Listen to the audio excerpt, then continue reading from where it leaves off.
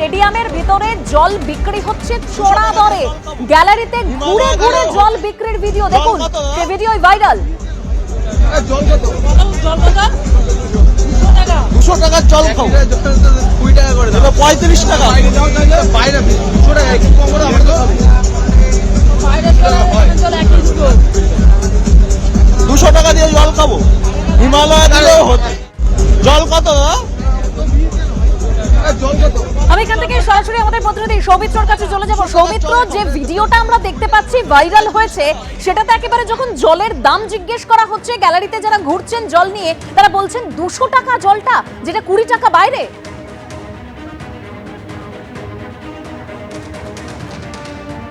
একদমই, দেখো চড়া দামে বিক্রি করা হচ্ছিল জল, এবং এই জলের বোতল কিভাবে ঢুকলো যুবভারতী ক্রীড়াঙ্গনে সেটা নিয়ে তুমি যদি তথ্য সংগ্রহ করো, একেবারে চমকে দেওয়া তথ্য যেটা সামনে আসছে সেটা হচ্ছে, দেখো যখন এখানে দেশের 1 নম্বর লিগ ISL-এর ম্যাচ হয় যুবভারতী ক্রীড়াঙ্গনে, সেখানে মোহনবাগান ইস্টবেঙ্গল ম্যাচ খেলে।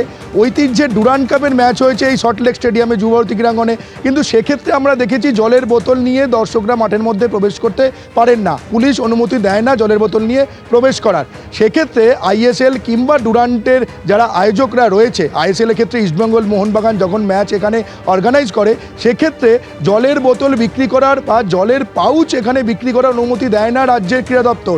ISL কিংবা ঐতিহ্যের ডুরান্ড কাপ বা অন্যান্য প্রতিযোগিতার ক্ষেত্রে আমি তোমাকে যে নিয়মটা বলছি, যে জলের বোতল নিয়ে তো এখানে ঢোকা যায় না, পুলিশ অনুমতি দেয় না।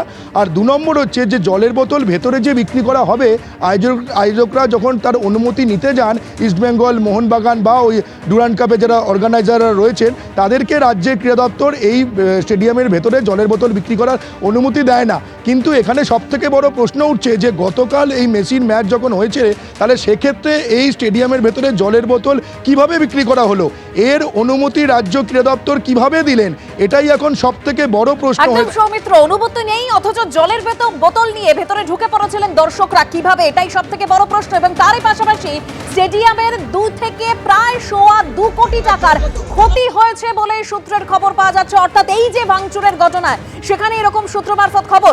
সৌমিত্র,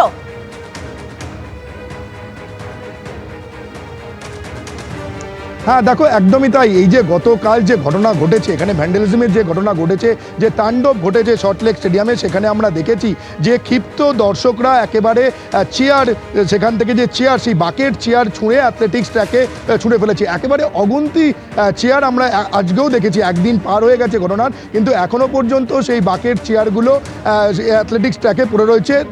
যথেচ্ছভাবে এখানে ভেতরে তাণ্ডব চালানো হয়েছে। যে টানেল দিয়ে ফুটবলাররা ওঠেন, সেই টানেলে ভাঙচুর চালানো হয়েছে।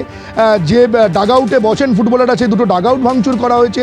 এবং এমনকি এই ছবিটা ধরা পড়ে, ঠিক যে তথ্য তুমি তুলে ধরছিলে, যেভাবে ভাঙচুর করা হয়েছে, তাতে কার্যত ধ্বংসস্তূপের চেহারা নিয়েছে যুবভারতী ক্রীড়াঙ্গন। ধন্যবাদ সৌমিত্র। এবিপি আনন্দ, এগিয়ে থাকে, এগিয়ে রাখে।